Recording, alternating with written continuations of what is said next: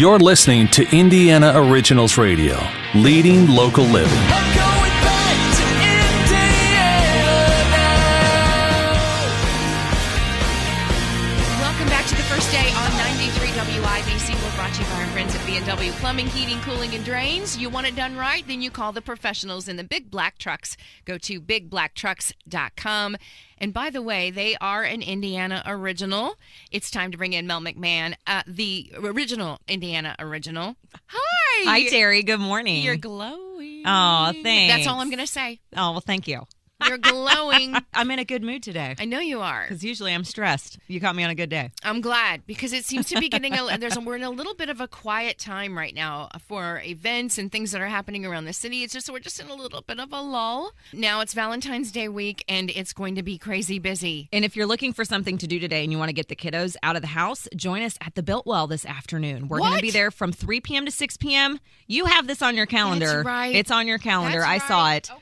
Silly Safaris are going to be there. Storytellers of Indiana, Santorini, and MVP Catering, also Indiana Originals, providing all the food. It's going to be so much fun and absolutely delicious. What $10 time? for adults, $8 for kids, 3 p.m. to 6 p.m. at the Biltwell. 3 p.m. to 6 p.m. at the Biltwell. Good deal. All right. But yes, Mel McMahon is here, and she always brings us these incredible neighbors of ours, which are Indiana originals and entrepreneurs, and you brought another one. I sure did. Amanda Mauer Taflinger, owner of Homespun. Thank you so much for joining us today. No problem. Thanks for having me. It is so great to have you on the air. Terri, I've known Amanda for years, and I remember when you first were even talking about opening Homespun. It's been a while. Tell us how it got started. So I was teaching. I had come back from Chicago, and I was teaching, and I lost my teaching job. I was teaching art, and they had reduced the art programs. So I had come from some time in Chicago where there had been a big crafting community, but like a contemporary craft community of makers and events.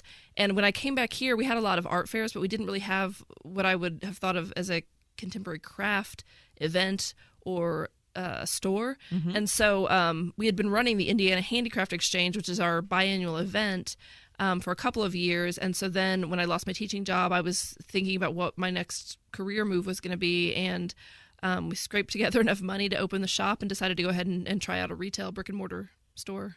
And so tell us what made it different. It was different than anything I'd ever been in. Yeah, there are tons of wonderful shops around the city that have been here for a long time that sell handmade goods. But I think what we specifically focused on was a different kind of aesthetic. We referred to it as contemporary craft or modern handmade.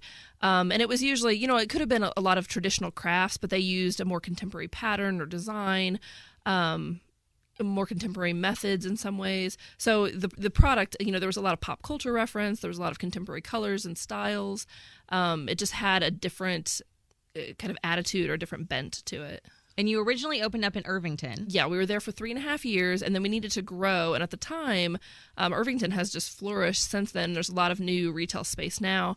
But at the time, there wasn't really any space that would have been good for us to kind of grow into. There wasn't anything that was larger that would have also been in a good walkable spot. So we looked around a little, and we ended up finding a spot on Mass Ave. And so we moved down there, and we've been down there for, almost 6 years now. Mm-hmm. She's looking at me, and I'm like, yeah, I think it is 6 years. And if I may interject for just a moment, what is the difference in a lease price in Irvington compared to Mass Avenue? I think we went from maybe like $10 or $12 per square foot to 20 or over 20. Wow. And now though, we're right by the Bottle Works redevelopment. We're just across the street from where the hotel is going to be. And that all of that construction has really put a dent in things on Mass Ave, on that end of Mass Ave for now. But we are all looking forward to when that does open. It should bring, there's going to be a lot of high alphas putting their offices down there. The hotel will be right across the street from us, so that should bring in a lot of tourists, and that will help. But it's also boosting rent prices, because I know a lot of people who are trying to go into Bottle Works are small businesses who are struggling with some of the prices and anticipating good sales, but not really able to know for sure if that's going to happen. So there's a little bit of hesitancy about, do I make this leap? Do I trust that this is going to be as good as everybody thinks it will be? Or do I play it safe? It's very risky. And that was a big risk for you moving from Irvington to Mass Ave. Tell us about that decision, because that could not have been easy with all the support you had from Irvington. Yeah, I mean, we had a lot of really, really wonderful customers in Irvington, and many of those people have followed us downtown. Quite a few of them. I mean, we're a quick, 10-minute drive west from Irvington. We're just off of 10th Street on Mass Ave, so we're kind of at the more northern area of the retail section of Mass Ave. So we're not that far, and we do still get a lot of our customers. But I think people were definitely disappointed when we left Irvington. But James Dant went in there. He went into the space that we were in, subleased from us for a while, and he's been doing really, really well there. And then when a space opened up next to him, he did expand. So, that's been opened up another opportunity for another retailer to grow, and that's been great for him. And he's gotten quite a name for himself as well. But moving downtown, it gave us an opportunity to grow physically. We're in a much larger space now. It's almost more than twice as big. It allowed us to reach a different audience, reach more people. We definitely get more tourists down there. So a lot of people who are in town for a conference maybe are holdovers from the weekend, and they come in on a Monday or Tuesday when they haven't gone back. So, it's definitely been good for us, but it definitely was. It's a huge struggle. It's a huge transition to kind of uproot everything and just relocate. Right. And it's been working out really well for you. And you support artists from across the Midwest. It's not just goods made here in Indiana. Right. What advice would you give to someone who would like to sell in your store? What are the kinds of things you're looking for? We primarily look for things that kind of have the aesthetic that we're looking for. We try not to duplicate things too much within the store. We have several soap vendors, but we try to find Bath and Body retailers who offer a different range of products. We have to make sure that it's something that will actually physically fit in the floor print of the store. We've had a lot of people approach us about furniture and stuff, and larger items like that we just don't have the space for. So it's just kind of, if it doesn't infringe on another seller that we already have, if we do have the physical space for it, and then if it fits within the aesthetic, those are the general guidelines for what we use. And then within that, there's some subtleties too. We look at how professional and how good the branding is. A lot of times, we've worked with many of our artists for almost 10 years now, and a lot of times we've seen their branding and their product packaging evolve, and so we look for that too, like the progression of an actual product line and how much it's grown and changed and developed, and the quality as well, obviously. When we talked about the Indie Handicraft Exchange earlier, another event coming up soon. Yep. Applications are open now?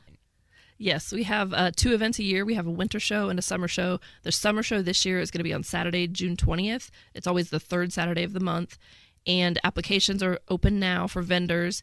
They are usually open for about 6 weeks. And we take as many applications as come in for a time period, and then we get together with a jury of local creatives, and we look at them by category and pick the strongest, most unique products that represent best what our vision for the Indiana Handicraft Exchange is. It's so exciting. We have the information on our website, indianaoriginals.com. And where else can they find the application and learn more about you? The indianahandicraftexchange.com, and that's Indiana, INDIEANA. And then also we always link it from our Homespun page, and that's homespunindy.com. Amanda, thank you so much for joining us on the show today. It's just me. been great to watch Homespun grow, and thank you. I'm so excited to have you guys in Indiana Originals. Thanks. Yeah, we're excited to finally get on board. It took us a while. It's okay. When people are ready is when I'm ready for you.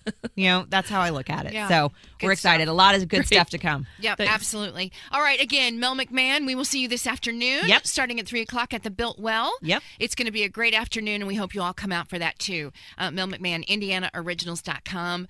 I'm Terri Stacy. We still have another hour to go of the first day. Don't go anywhere. Today's top stories, they're coming up next on 93 WIBC.